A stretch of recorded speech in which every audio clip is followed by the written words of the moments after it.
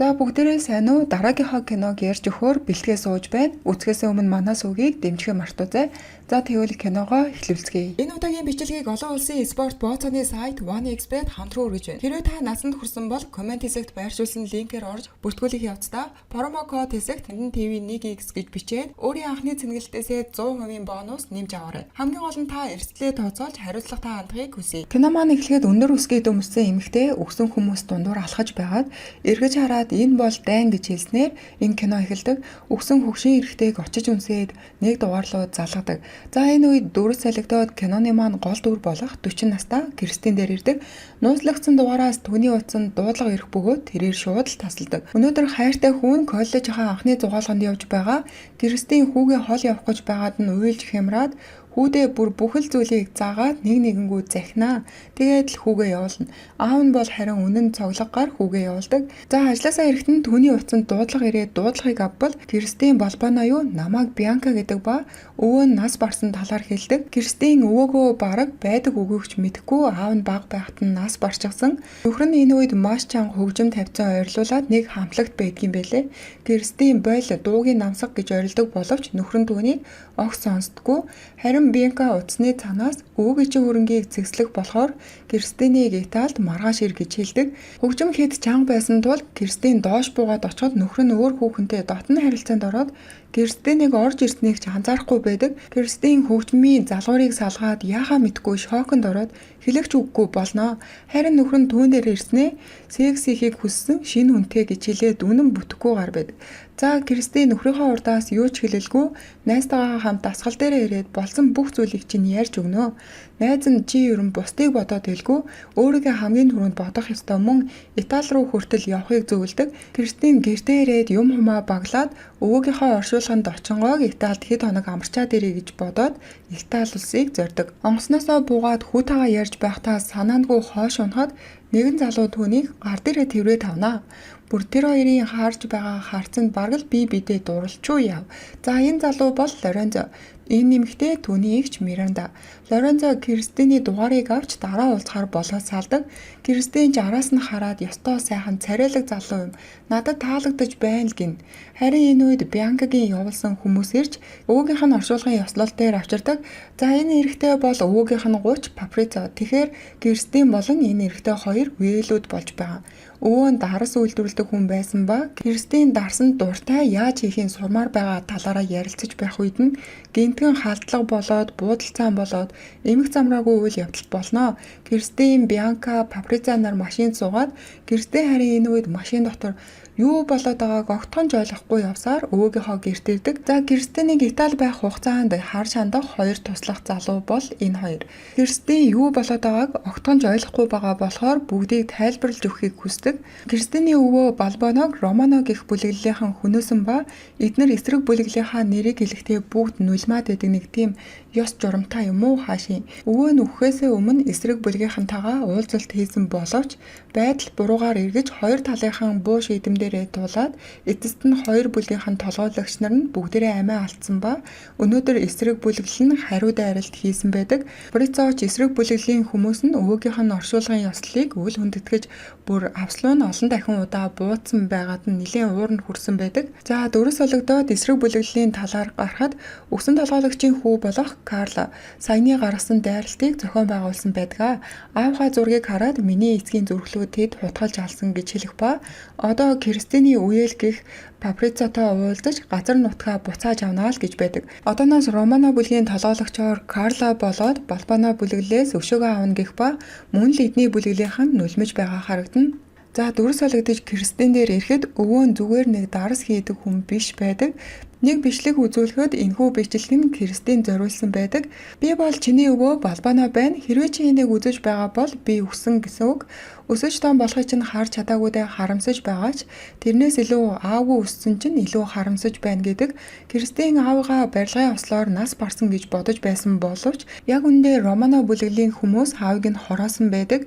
Энэ явдлаас болоод ээж нь Кристинийг аюулгүй газар өсгөхийн тулд Америк авч явсан болохыг өвөө нь хэлдэг ба Кристинийг Балбано бүлэглэлийн толгойлогч болоорой гэж хэлдэг.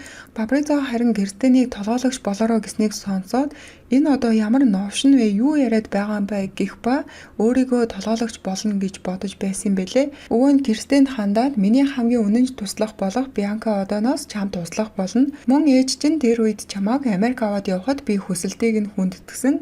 Тийм учраас чи миний хүслийг хүндэтгэн гэдэгт итгэлтэй байна гэж хэлснээр энэ бичлэг нь дуустдаг. Кристин өө энэ алдаа гарсан юм шиг байна. Би ийм юм хийж чадахгүй шүү гэх ба за би явлаа 5 цагаас юм үзэх юм гэсэнд цаана байсан хоёр туслах Кристинийг та одооноос мапийн толгойлогч болсон гэж хэлэхэд Кристин за тийм юм байхгүй. Би бол яасан ч мапийн толгойлогч энэ төр болохгүй гэж хэлэхэд Паприцоож хажуунаас нь энэ хүүхэн өсгүй байгаа юм чинь би толгойлогч болчихъя гэж хэлнэ. Кристин тэгээ надад бол асуудал зөндөө байна. Нөхөр маань хүртэл араар минь тавиад гэхэд хоёр талаас нөгөө хоёр туслагч нь нүрийг чинь очиод зохицуулаад өгөх үйл гэж аавна. За энэ үед онгоцны буудлын дээр танилцсан Лорензо гэх залуу залгадаг. Кристин ч дуудлагыг аваад "Үй сайн уу Лорензо юу?" гэснээ наашаа харснаа би энэтэй ярихгүй болохгүй гэж хэлтэл хоёр туслахын нэг нь уцыг нь аваад эвдээд хайждаг. Кристин яаж байгаа юм бэ? Би наад утасны чинь зээлэгч төлд дуусаагүй. Одоо би яаж Лорензотой холбоо барих юм? Би яаж секс хийх юм гэж хэлэхэд Бянка Кристинийг алгадаад авнаа. Танихгүй үнтэй чи огтхон ч ярьж болохгүй аюултай гэх ба Кристин тэр чин танихгүй хүн биш. Би түүнийг тань үнэхээр царайлаг дог залуу гэж хэлээд хамаг чандаамс аваад ирээд уудлуу явж байх үед нь цаанаас нь Бянка ирээд чи хувь талангаасаа зүгтэж болохгүй. Хэрвээ чи дээр хаалгаар гарах юм бол бидний хамгаалтаас шууд гарна. Бас чи утасгүй гэж хэлэх ба Кристин ч энэ үед уйлаад хоошоо суухт нь Бянка дүнд чи дарс хийж сурмаар байна гэлүү гээд энэ хоёр хамтдаа усан үзмийг хөлөөрөө няцалж Кристин маань багч гэсэн болов стресс шокносоо гарахаар хичээдэг. Бянка ч үг хэлэх болгондоо Кристинийг ятгаж толгойлогч болох ёстой гэх ба эсрэг бүлэглэлийн толгойлогчтой уулзах ёстой гэж хэлнэ. Мөн шинэ удас авчирч өгөөд Лорензогийн талаар судалсан байдаг. Тэрээр 33 настай. Саяхан эхнэрээсээ салсан байдаг. Кристин ч үүнийг сонссноо бөөн баяр ашгүйдээ салсан юм уу? Би түүнтэй тэгвэл секс хийж болох нэ гэх ба Бянка эхлээд чи эсрэг бүлэглэлийн хүмүүстэй уулзалт хийчих. Тэгвэл чи дараагаар нь Лорензотой уулзаад юу ч хийсэн болно гэж хэлснээр Кристин тохиролцож тэгээ Кристин хувцас хунараас сольж толгойлогчийг хүчтэй харагдахаар хувцлаад уулзалтанд ирдэгэ. Кристин хоёр туслахтай хамт эсрэг бүлгийн толгойлогч болох Карлотой уулзаад өөрийгөө Балбано бүлэглэлийн шинэ толгойлогч Кристин байна гэсэнд Карла тоглоод байгаа мó? Паприцо яасан? Та нар одоо намайг нэг Америк хүүхэнтэй хилцээр хий гэж байгаа юм уу л гэд. За Кристинийг Балбаногийн ач охин гэж тайлбарлаж хэлснээр Карлоч хорвын дотор зангаа өршлөөд танилцсанаа. Кристин Бянкагийн хэлсний дагуу Бормоя хүртэл зүүн бүсийг танаах авч болно гэж хэлдэг. Харин энэ санал нь Карло таалагдсан бололтой хоёр шинэ толгойлогч ажил ярихаас илүү дотны яриа өрнүүлээд Карлагийн өрөөнд орж яриагаа үргэлжлүүлэхээр болдог. Энэ үед Кристин маань хоёр туслахаа гадаа хүлээж байхыг гуйгаад би 3 жилийн хугацаанд огтхонч дотны харилцаанд ороогүй. Одоо нэг юм дотны харилцаанд орох гэж байна. Та хоёр надад туслаад гадаа зогсож байл гин. Кристин Карло хоёр ч үнсэлцэж эхлээд орон дээр хэвтэж байх үед нь Кристиний гинтгийн шээс нь хүрээд би засгаар явдаг. Карло харин уух юмд нь бөхснөөсөө нэг хуран шилтэй шингэн гаргаж ирээд хийчихнэ бүр зааварсан юм чинь. Кристиний гарч ирэхэд нь уух юмаа өгөөд яг уух гэж байсан чинь Карлогийн утсанд гадаа байгаа хоёр хамгаалагчаас нь Кристиний хоёр туслахыг алжихгүй гэсэн зурус ирээд Карло миний дохиог хүлээж бай гэж хариу бичдэг. За эргэж очиод гарт байгаа хунтагтай архиа уугаад энэ хоёрч орондоор гарч ирээл үнсэлцээд Кристин маань 3 жилийн дараа ингэж нэг юм дотны харилцаанд орхно гэж хэлэхэд Карлоч хонгор минь чи буруу бодож байна. Би чамтай иймээ зүйл огтхон ч хийхгүй. Чиний уусан юмд чинь хор хийсэн удахгүй чи өөхөх болно гэхэд Кристин бурхан минь үгүй байлгүй дээ. Чи яаж ингэж чадваа? За би өөхөх юм байна гэдэл эвхрээ твтэж байхад нь Карлогийн хоолой ам нь богдоод орон дээрээ унаад авнаа. Тэгсэн Кристин маань өөрийнх нь уух юм их байсан болохоор Карлог утсаа оролдож байх үед нь хундгыг хооронд нь сольчихсан байдаг. Кристин өрөөнд дотор ойрлоход гадаа байсан хоёр туслах нь толгойлогч маань ашгүй 3 жилийн дараа юу яалаа гэд өмнөөс нь баг баярлаа наса. Яг үүндээ Кристин энд хүн өгчгээд яахаа мэдгүй ойрлож байсан. Хоёр туслах нь ямар нэгэн зүйл болохгүй боллоо гэж бодоод Карлогийн хоёр туслахыг алаад дотгош өрөөнд явж орж ирэхэд Кристин ч орж ирэхэд нь үхсэн юм шиг жүжиглэнэ. Хоёр туслах нь та жүжиглэж чаддгүй юм байна. Таны үхээгүй чинь мэдэж байна гэх ба туслахууд нь нөгөө Карлагийн хоёр туслахыг байнанд оруулж байгаад мөчилж байгаа харагдаг. Харин энэ үед Бианка ч ирсэн байдаг. Кристин үхсэн бүр 3 хүн харсандаа итгэж ядаад би одоо ер нь гэртээ харъя гэхэд Бианка одоо Кристинийг явбал араас чинь эсрэг бүлэглэлийн хүмүүс очоод алчих болно. Тиймээс чи явах хэрэггүй. Бид одоо эсрэг бүлэглэлтэй ямар хүчтэй болсноо илүү мэдрүүлж чаднаа л гин. Карлагийн гарыг тастаж аваад явуулдаг. Одооноос Карла өгсөн тул энэ халзангаар Романо бүлэглэлийн толгойлогч болно.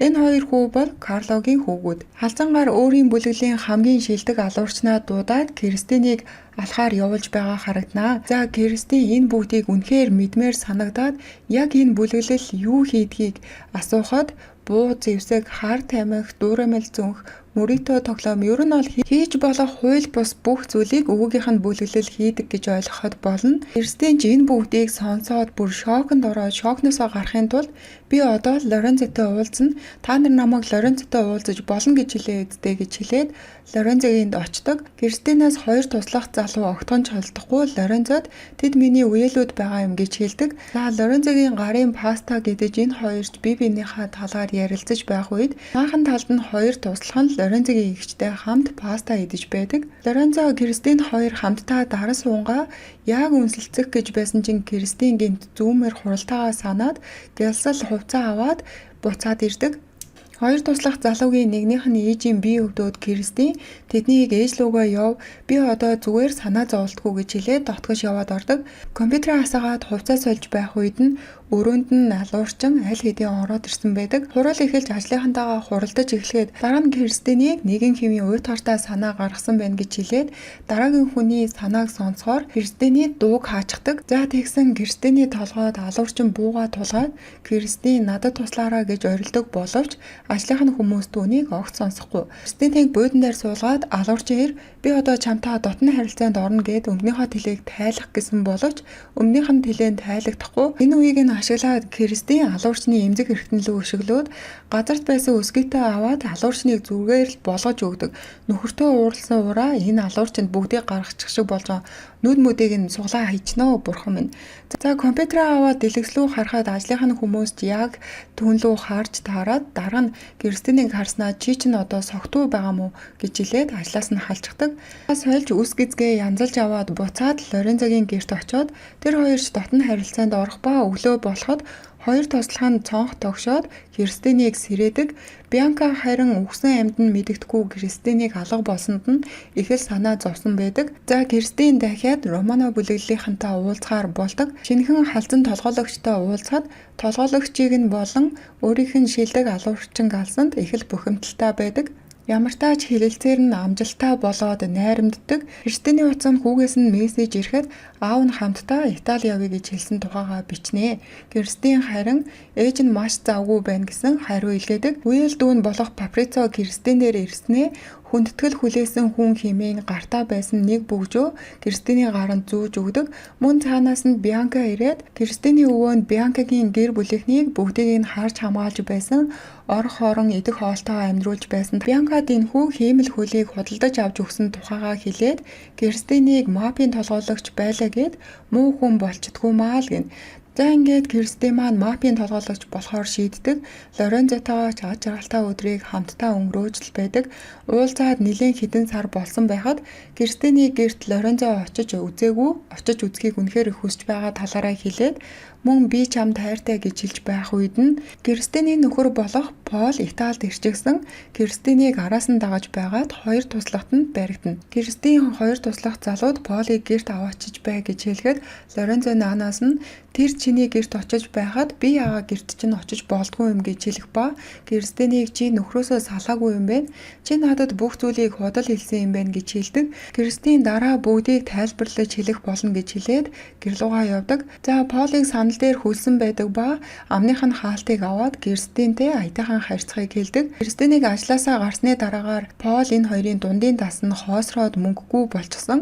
Тэгээ Пол нөхрийн хуваар Кристинтэй хамт амьдрах гад Италид ирсэн байдаг. Кристин ч үүнийг нь сонсоод нөхөртөө карта өгөхөд Бианка болон хоёр туслах залуу түүнд битгий өг гэж хэлээд Кристин ч ер нь чи өөрийнхөө асуудлыг энээс хойш өөрөө шийдэж бай гэж хэлээд хоёр туслахтаа Полыг онгоцны буудлын дээр аваачиж өг гэж хэлдэг. За дахин бүлэг хоорондын уулзалт болоход Кристин өөрийн хийсэн амттангаа тарааж өгнө. За энд байсан хүмүүс ч хоорондоо буудалцаад байдал буруугаар эргэж буу шийдэмдэрээ тулаад бие биелүүгээ буу шагааж байхад нь гаднаас цагдаа нар орж ирээд бууга булгахыг тушаадаг. Лоренцо мөн эгчин гэж байсан эмэгтэй хүртэл цагдаа болж таарна. За тэгээ буу буудалцаан бужигнаан болоод юу ч болоод байгаа. Энэ дундуур чин Кристин Лоренцо хоёр чин маргалдаад Кристин энэ бүх хугацаанд чи намайг хуурлаа гэх ба Лоренцо харин эцэг их хоёр маань мафийнханд нүдэн дээр минь буудуулж нас барсан гэж хэлдэг. За тэгвэл Кристинд ярьсан бүгд нь баг ихэнх нь худлаа болж эгч гэх эмэгтэй нь Лоренцогийн дараа нь болж таардаг. Жинхэнэ нэр нь Лоренцо биш Руди. Балбано гэх мафийн бүлэглэлийн талаар олж судлахын тулд Кристинтэй анхнаасаа санаатаагаар Лоренцо танилцсан болж таардаг. Энэ хоёрыг маргалдаж байх үед цагдаа нар мафийнхны хүмүүсийг бүгдийг нь баривчилдаг. Кристин ч босоод гарах гэтэл Лоренцо түүний араас дуудаад түүний гарт гав зүснээр Кристин мөн баривчлагдана. За ингээд Кристинийг шүүх хурлаас Балбано гэх томоохон мафийн бүлэглэлийн толгойлогч болсон гэх шүүх хурал эхэлж байдаг. Кристиний найз болох Жени Америкаас ирж найзынхаа хэрэг дээр ажиллахаар болдог. Хоёр туслах залуу болон ерөн Кристиний ойр хавьд байсан хүмүүс нь Кристинийг зүгээр л Италид өвөөгийнхөө оршуулгын ёслолд оролцохоор мөн амархаар ирсэн гэж мэдүүлэг өгдөг. Шүүгч эцэст нь Кристиний хэргийг хэрэгсгүй болгож ялалт байгуулдаг. Кристинийг гарах гэж байхад нь Лоренцо араас нь дуудаж ирээд миний хэлж байсан юмнууд бүгд худлаа биш, би чамд хайртай, би чамд дурлсан гэж хэлнэ. Кристин ч урдаас нь за одоо баяртай, одоо надад чиний үнэн байсан, худал байсан ч огт хамаагүй гэж хэлээд гараад явдаг. Буцаж гэртээ ирэхэд нь төрүүлж очсон байсан туслахын нэг хүн буудсан байдаг ба Кристиний утсанд Бианкагаас хурдан хүрээдэр гэсэн мессеж ирээд яваад очиход Пол хүүгээ хамтдаа ээж дээр чинь очие гэж ятгаад энэ хоёр Италийн онгоцны буудлын дээр бууж байх үед нь Паприцо энэ хоёрыг барьцаалчихсан байдаг. Паприцо Кристин рүү хараад би Балбано гэр бүлийн толгойлогч болмоор байна гэж хэлдэг. Кристин уул нь толгойлогч байхаа болиё гэж бодож байтал ийм зүйл болсонд нь дургуун хүрээд Паприцодоо ноцолдож бууг нь аваад энэ үед Пол хүлээсээ тайлсан байдаг. Кристин бууг Полд өгөөд хүүгийнхаа гарны хүлээсийг тайлж байх үед нь гаднаас Бианка ороод ирдэг. Паприцо Бианкагийн хөлнийх нь гол артерийн судасдлуунд буудаад түүнийг алчглаа гэж ботсон боловч буруу хөл нь буюу хиймэл хөл рүү буудснаар Бианка амьд үлдсэн байдаг. За Кристин Бианкаг Пол хүү хоёрыг нь аваад гар гэж хэлээд Кристин өөрөө үлдээд Паприцодоо үзэхээр шийднэ. Паприцогийн араас явж байгаад Кристин маань баригт чинь чиний заван ажлуудыг 3 сар болохдоо бүгдийг нь засаж засруулсан хүн нь бол би. Тийм байгаад чи өөрийгөө толгойлогч болж чадна гэж бодож байна уу гэж хэлэхдээ хажууд нь байсан зүйлийг онгойлгож хаяад хоошоо ухрахад Паприцо энэ үед буугаа алдаж дараагаар нь Кристин лүү дайрахт нь Кристин замаас нь хоолтоход төмөр хугарч Паприцо доош уналгүй нэг төмөрнөөс байрч авдаг. Яг доор нь усан үзэмний няцлагч ажиллаж байдаг. Кристинийг үеэл минь амийг минь авраач гэж гуйх ба Кристин гарнаас нь барьж аваад намайг толгойлогчоо гэж хэл гэсэнд Паприцо хизээч үгүй гэж хариулснаар Кристин толгойлогчийн хувьд чамайг явуулах хэрэгтэй болох нь гэж хэлэхэд Паприцо дээж гарах гэж оролдож байгаад доош унаад үхчихэн дээр Кристин бүр дээрээс нь хараад дахиад л шок уул нь үеэлээ унгаая гэж бодоогүй юм шиг байгаа.